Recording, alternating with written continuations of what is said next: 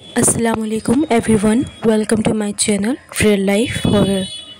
राबिया का हमसफ़र। राबिया एक खूबसूरत और मासूम सी लड़की थी जिसका दिल सोने जैसा पाक था। उसके अब्बू ज़फ़र साहब और वालिदा ज़ेबा बीबी ने उसे बड़े प्यार और लाड से पाला था।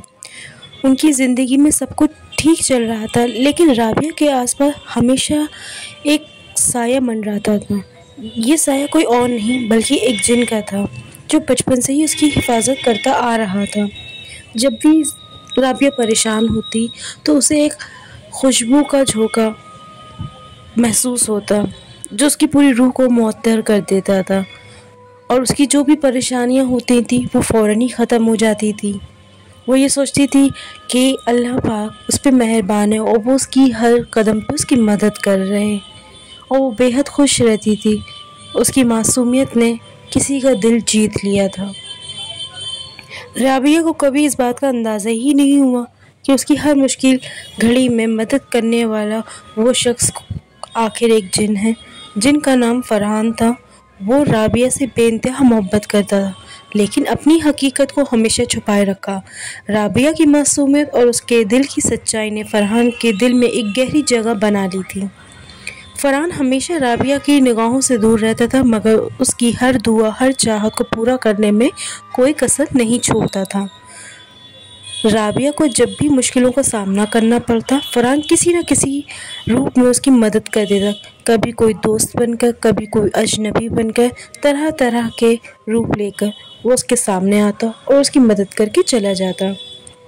एक दिन राबिया के वालिदैन ज़फ़र साहब और ज़ेबा बीबी का एक कार एक्सीडेंट में उनकी डेथ हो गई। राबिया बिल्कुल अकेली रह गई, बिना किसी सहारे के। उसका दिल टूट चुका था और उसे समझ नहीं आ रहा था कि वो इस दुख को कैसे सहन करे, क्योंकि उसके अम्मी अब्बू ही उसका बहुत ख्याल रख। वो अपने अम्मी अब्बू की इकलौती बेटी थी और उसका कोई भाई भी नहीं था।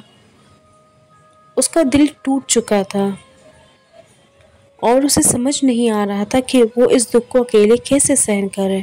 फरहान, जो हमेशा से राबिया की मदद करता आया था, इस बार उससे दूर नहीं रह सका।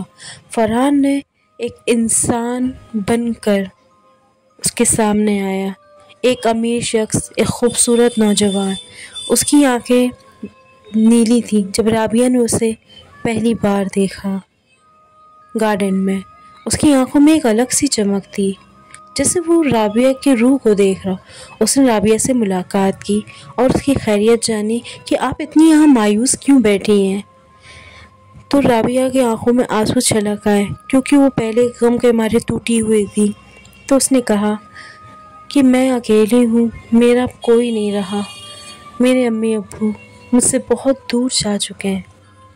तो उस शख्स ने कहा, यानी फरहान ने, कि आप परेशान ना हो, एक न एक दिन सबको जाना होता है, मैं आपके साथ हूँ। तो उस समय राबिया हक्का बक्का उसका चेहरा देख रही कि एक अनजान शख्स उससे कैसे कह सकता है कि वो आपके हाल से भी वाकिफ़ है और वो उसके साथ भी है, उसके बारे में सब कुछ जानता है।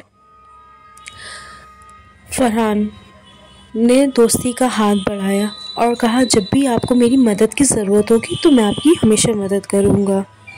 फरहान के दिमाग में एक इरादा चल रहा था कि वो राबिया की एक इस तरीके से मदद करे कि उसको बेहतर ज़िंदगी दे और उसे इस गम से निजात दिलाए, ताकि राबिया कभी अपने को अकेले महसूस ना करे। राबिया, जिसने अपने अम्मी अब्बू को खो दिया था, फरहान के इस सहारे को नकार नहीं सकी। कहीं ना कहीं उसे लगा कि एक न एक दिन उसे भी आगे बढ़ना ही होगा, और फरहान जैसा लड़का उसे लगा कि कहीं मिला ही नहीं। वो उसकी सादगी और ईमानदारी को देखकर खो सी गई। जैसे लगा राबिया को फरहान को देखकर ऐसा लगा जैसे वो बरसों से बिछड़े हुए थे और आज मिल रहे हैं। राबिया और फरहान के बीच एक गहरा रिश्ता बन गया। फरहान ने राबिया से शादी की बात की, कहा, अगर तुम राज़ी हो तो हम दोनों निकाह कर लेते हैं। राबिया ने खुशी खुशी हामी भर ली। शादी के बाद फरहान ने राबिया को अपनी दुनिया का हर ऐशो आराम दिया जो उसकी हकदार थी, लेकिन एक बात जो राबिया को हमेशा खलती थी वो थी फरहान की रहस्यमयी बातें, कुछ ऐसी बातें जो उसको समझ में नहीं आती थी। कभी कभी उसका व्यवहार भी बड़ा अजीब हो जाता था। कभी कभी ऐसा लगता था राबिया को कि फरहान उससे कोई चीज़ तो छुपा रहा है, और जब वो पूछती तो उससे कहता कि ऐसी कोई बात नहीं है, तुम्हें ऐसा लगता है। एक रात राबिया ने फरहान से पूछा, फरहान क्या तुम्हारे दिल में कोई ऐसा राज है जिसे तुम मुझसे छुपा रहे हो? फरहान ने कहा, नहीं तो क्यों, तुम्हें ऐसा लगता है क्या? राबिया कि तुम्हारे बारे में सब कुछ तो जानती हूँ, पर ऐसे लगता है कुछ बातें हैं जो मैं नहीं भी जानती हूँ। ये सुनकर फरहान की आंखों में एक दर्द भरी चमक आ गई। उसने राबिया का हाथ थामकर कहा, राबिया मैं तुम्हें कभी दुख नहीं देखना चाहता, और ना मैं तुम्हें कभी दुखी देख सकता हूँ। मैं हमेशा से तुम्हारी हिफाजत करता आया हूँ, लेकिन एक सच्चाई है जो मैं तुम्हें बताना चाहता हूँ, पर तुम उस बारे में यकीन करोगी? इससे हमारा रिश्ता तो नहीं ख़राब होगा? ये तो नहीं, मुझे तुम धोखेबाज तो नहीं समझोगी? मुझ पे यकीन करोगी? राबिया ने कहा, हाँ हाँ क्यों नहीं करेंगे, ऐसी कौन सी बात है, और तुम मुझे क्यों धोखा दोगे? तुम तो मुझसे बहुत प्यार करते हो, तुमने मेरी हर चीज़ का ख्याल रखा है फरहान, मैं तुम पे पूरा भरोसा करती हूँ। उधर राबिया का दिल धड़क उठा। वो फरहान की तरफ उम्मीद भरी नज़रों से देख रही थी। फरहान ने धीमी आवाज़ में कहा, मैं कोई आम इंसान नहीं हूँ राबिया, मैं एक जिन हूँ और तुम्हारी हिफाजत के लिए ही इस दुनिया में आई हूँ। जब से मैंने तुम्हें देखा तब से तुम मेरी मोहब्बत बन गई हो। तुम्हारे हर परेशानी, हर दुख को दूर करने की जिम्मेदारी मैंने अपने सिर पे ले ली। तुम्हारे अम्मी अब्बू के गुजर जाने के बाद मैंने तुम्हें अकेला नहीं छोड़ सकता था, इसलिए मैंने एक इंसान का रूप लिया ताकि मैं तुम्हारे करीब और पास रह सकूं, तुम्हारी हिफाजत कर सकूं, तुम्हें वो हर चीज़ दे सकूं जिसकी तुम एक हकदार हो। राबिया की आंखों में आंसू आ गए।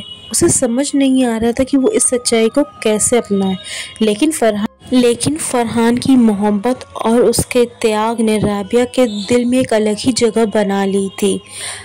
राबिया ने फरहान की आंखों में झांकते हुए कहा, फरहान तुम्हारी मोहब्बत में वो ताकत है जो किसी भी सच्चे इंसान में होनी चाहिए।